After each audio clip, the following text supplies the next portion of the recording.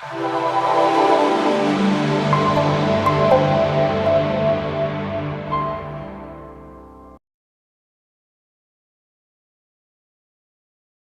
everyone, it's Lisa from Transmission, and you all know by now that this is Ruffus.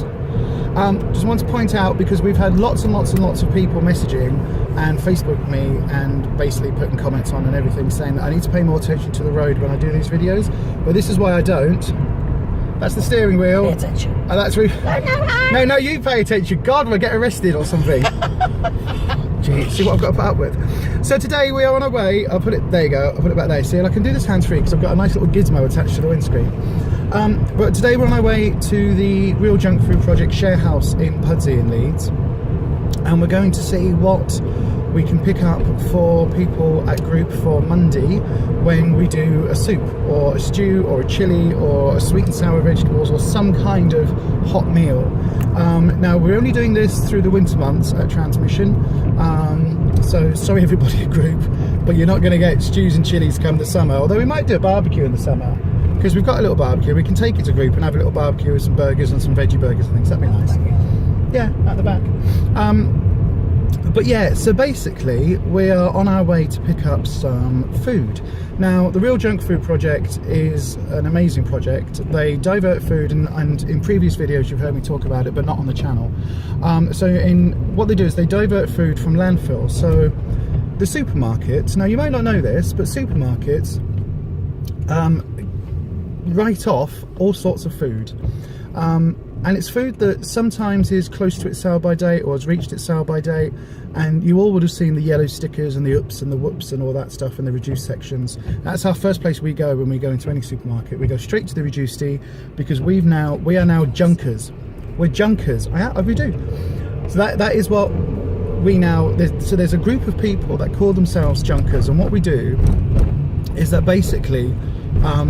So for us personally, when we go home, we will make a meal, but we don't buy food for the full week or for the next 2 weeks or stuff. We buy food that we can use in the next couple of days.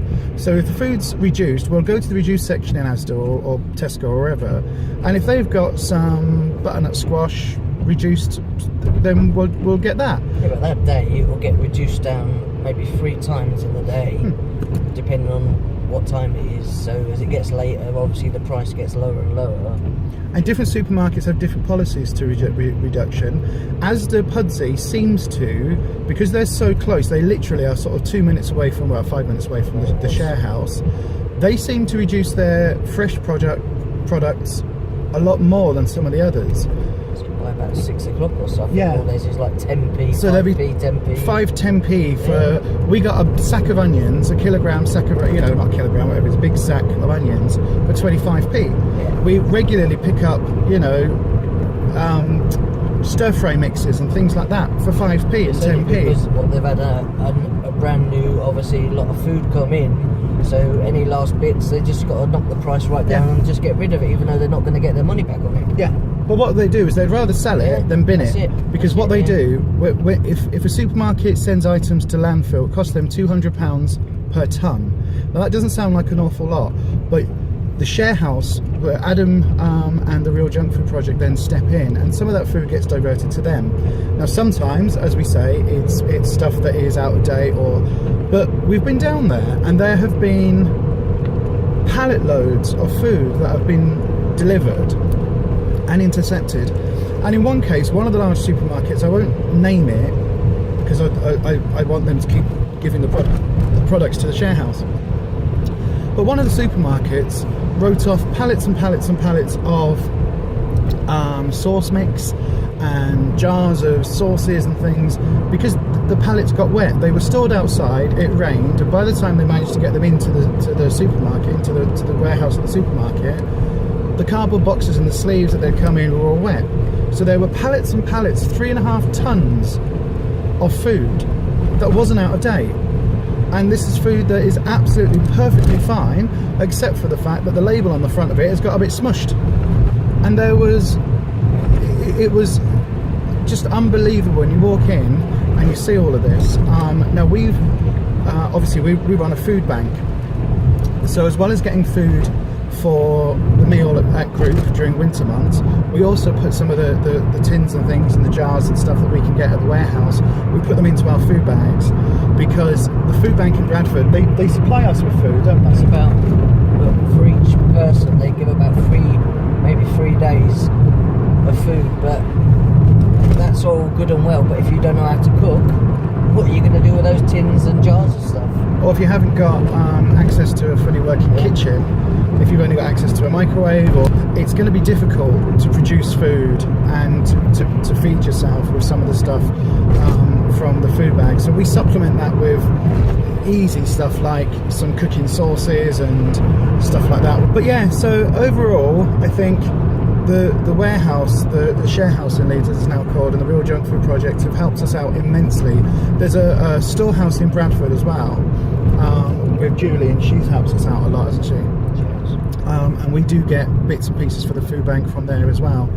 But I'm going to give you a crash cut now, it's called, because we're just round the corner. So rather than watching us pull up and get out of the car and all that stuff, the next time you see us, we will be in the storehouse. Yeah. So this is the Sharehouse in Pudsey.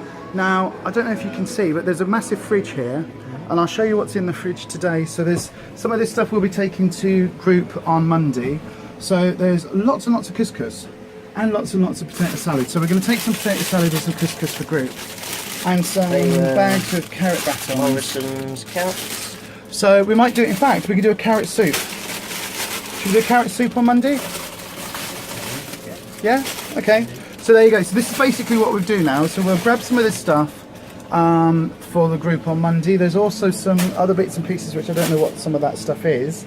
But we will take some, there's different couscous. So this is fruit couscous from Iceland.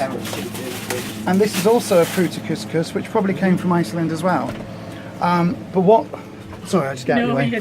What we do, so basically on Monday then, the soup on Monday will be carrot soup, and the couscous will be done hot as well. But I'll show you what's here. So this is the bread. Now this is one of the things that people don't understand, and this is one of the things that is most disgusting. Supermarkets make so much bread, and so I'm walking down the aisle, you can see there's bread, rolls. So we've got white poppy seed bloomer, absolutely perfectly fine, fresh. In fact, we'll take one of those for group. There is so many, the supermarkets make so much bread, and they do it as a loss leader. So the idea is when you walk into Asda or Morrison's or Sainsbury's or all of them, Waitrose, all of them, whenever you walk in, the bread has to be fresh. If you walk in and the bread is slightly it's been there for a day, then you're not going to buy it. At least that's what the supermarkets believe. So they overproduce bread like you wouldn't believe. And when we come down here, the one thing you can guarantee they've always got is shed loads of bread. So we pick up things like the rolls, and as I say, look at this, look. Perfectly fine bread, nothing wrong with it. If it was on a supermarket shelf, I'd buy it, you know what I mean? And this is the thing that's, once you come down to the warehouse or the Sharehouse, it is absolutely disgusting that this happens. But what we do, we put this to good use. So this is what it looks like when it's all come to the boil, and shortly Ruffus will blend it up, and then we'll be able to take it to group tonight, and it'll be a delicious carrot and coriander with a little bit of celery soup.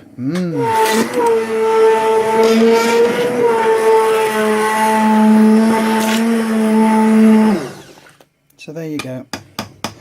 Trying to do it one-handed holding a camera is not the easiest thing in the world, but there you go. So you have now seen this go from just bags of carrots at the storehouse, at the Sharehouse, and this is now a really nice carrot and coriander soup with just a little bit of that celery in from the other packet. So it is absolutely, it smells gorgeous, absolutely gorgeous. So that is ready to go tonight. We're going to take it off the heat now and let that cool down so that we can take it across to Bradford tonight for our group. So there you go, from start to finish, an extremely healthy and very cost-effective soup for about 25 people.